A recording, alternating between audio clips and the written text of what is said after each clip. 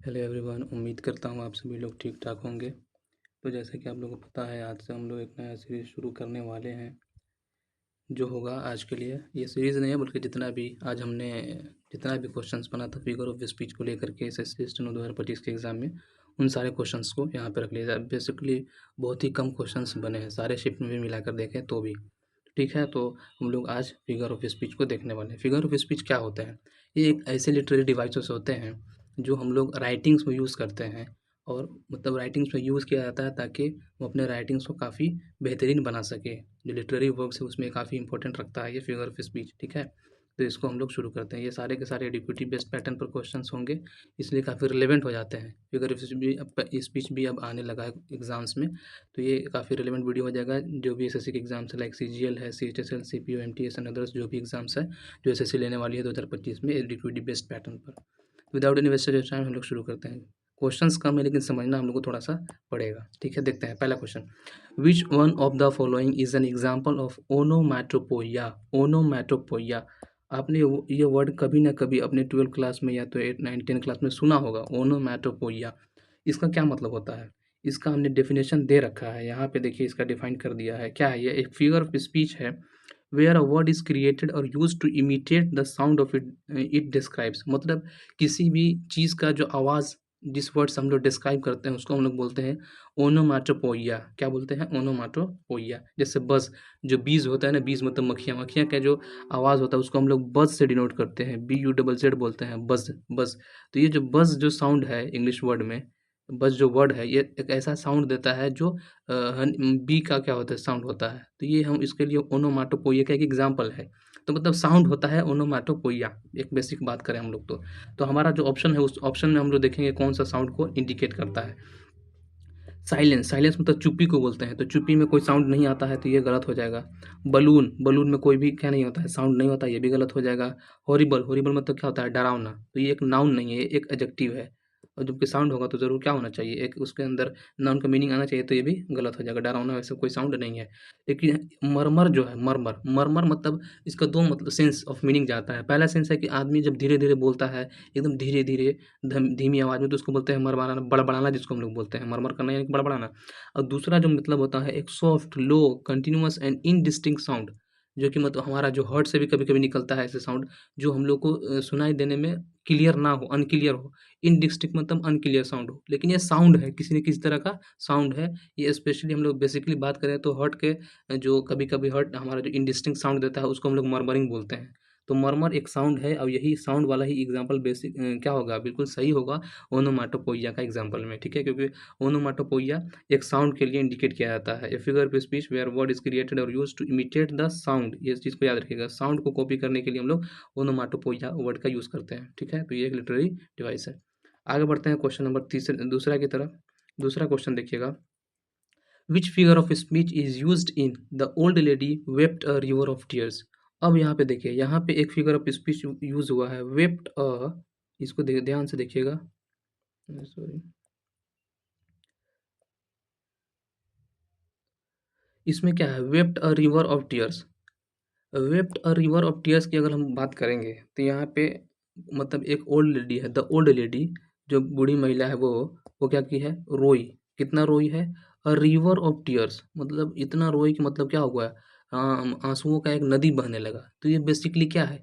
एक बात को एग्जेजरेट करके, बढ़ा चढ़ा के बोला गया है ताकि मतलब सुनने में लगे कि हाँ वास्तव में बहुत ज़्यादा रोई है। तो बहुत ज़्यादा रोने के लिए हम लोग एक हमने एक्सप्रेशन को लाया है, जिस एक्सप्रेशन से क्या मतलब है, उसको हम लोग अच्छा बनाने का कोशिश कर रहे हैं, अच्छे तरीके से बताने का चाह रहे हैं, मतलब उसको एम्फेसाइज़ कर रहे हैं कि वो बहुत ज़्यादा रोई है। इसलिए हमने बोला कि इतना रोई है कि लग रहा था कि उससे आँसू से क्या बन गया है? एक नदी बन गया है। ठीक है? तो देखते हैं, हाइपरबोले इस स्पीच को बोला जाता है, इस लिटरेरी डिवाइस को बोला जाता है। देखते हैं, पहले हम लोग पहला ऑप्शन देखते हैं, यूफेमिज़्म। यूफेमिज़्म मतलब ए माइल्ड इनडायरेक्ट वर्ड या तो एक्सप्रेशन को बोला जाता है, जो कि एक प्लेस में यूज़ होगा, जो हार्श है, ब्लंट है, ऑफेंसिव है। मतलब एक ऐसा साउंड ना दे करके, मतलब एक ऐसा वर्ड यूज़ ना करके जो क्या हो, बहुत ही हार्श लगे, थोड़ा-सा बोलने में थोड़ा-सा क्या लगे, हार्श लगे मतलब थोड़ा-सा कठोर लगे। उस वर्ड से, कठोर वर्ड से बच करके एक नरम वर्ड की तरफ हम लोग जो हम लोग मुड़ जाते हैं, उसको हम लोग यूज़ करते हैं, उसी को हम लोग बोलते हैं यूफेमिज़्म। इसका एग्ज़ाम्पल के तौर पे देखिएगा, डाई। डाई मतलब मरने के लिए हम लोग डाई यूज़ करते हैं, लेकिन ये एक डाई एक हार्श वर्ड है, किसी को बोलिएगा तो अच्छा नहीं लगेगा, लेकिन उसको अगर आप लोग पास अवे एक वर्ड आता है, इसी के लिए हम लोग यूज़ करते हैं पास अवे। तो ये एक यूफेमिज़्म है, डाई ना बोल के हम लोग क्या बोलते हैं पास अवे। ये क्योंकि पास अवे बोलने से जो इसका हार्शनेस है डाई वर्ड का वो चला जाता है। इसमें एक अच्छे तरीके से हम उस बात को समझा पाते हैं। तो यूफेमिज़्म यही है कि कोई भी एक हार्श वर्ड से बच करके एक अच्छे से वर्ड का, पोलाइट वर्ड का यूज़ करके हम उसी मीनिंग को कन्वे कर दें, तो उसी को बोलते हैं यूफेमिज़्म, ठीक है? तो ये तो यहाँ पे नहीं है, तो ये ऑप्शन गलत हो जाएगा। हाइपरबोले, हाइपरबोले एक क्या फिगर ऑफ स्पीच होता है, an intentional figure of speech है यूजिंग एक्सट्रीम एग्जैजरेशन, मतलब बहुत इसमें बढ़ा चढ़ा के बोला जाता है, क्यों?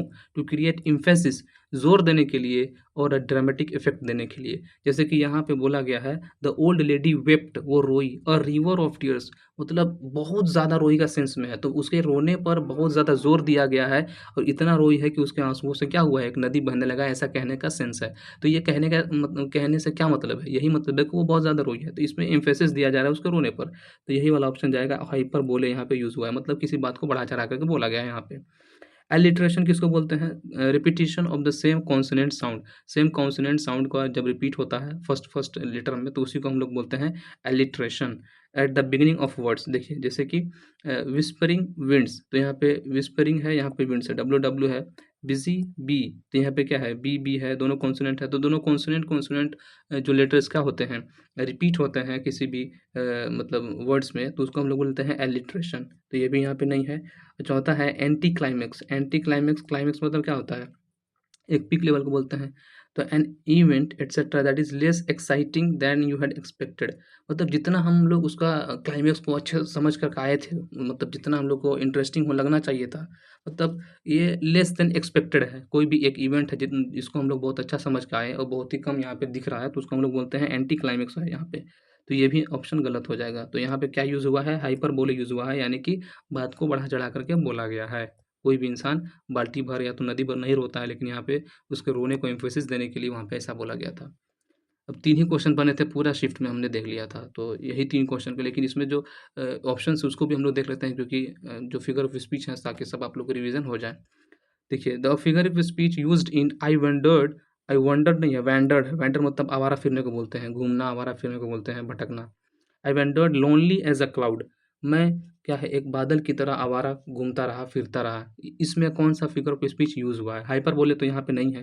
क्यों? क्योंकि मतलब यहाँ पे कोई भी बात बढ़ा चढ़ा कर नहीं बोला जा रहा है, यहाँ पे कंपेरिजन हो रहा है।